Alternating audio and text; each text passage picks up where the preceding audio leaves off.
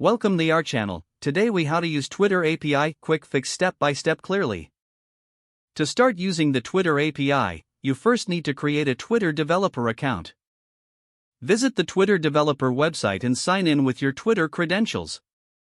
After signing in, apply for a developer account by filling out the application form. Make sure to specify your intended use of the API clearly. Once approved, navigate to the developer dashboard. Here, create a new project by clicking on the Create App button. Fill out the required fields, including the app name and description. After creating the app, you will receive API keys and access tokens. Store these keys securely, as you will need them to authenticate your API requests. Now, choose a programming language or platform for your project.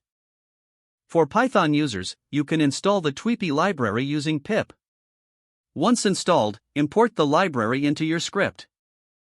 Authenticate your application using the API keys you obtained earlier. Use the following code snippet to set up the authentication. Now you can start making requests to the Twitter API.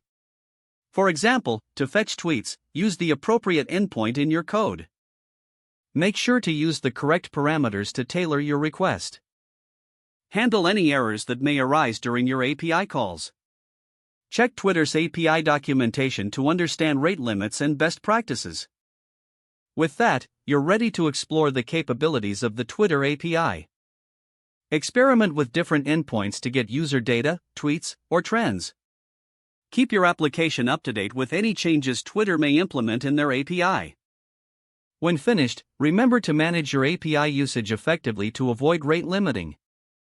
That's it. You're now equipped to use the Twitter API effectively.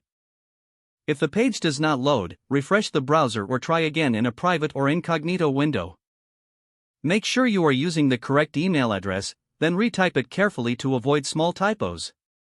If your password is not accepted, use the reset option and create a new strong password you can remember.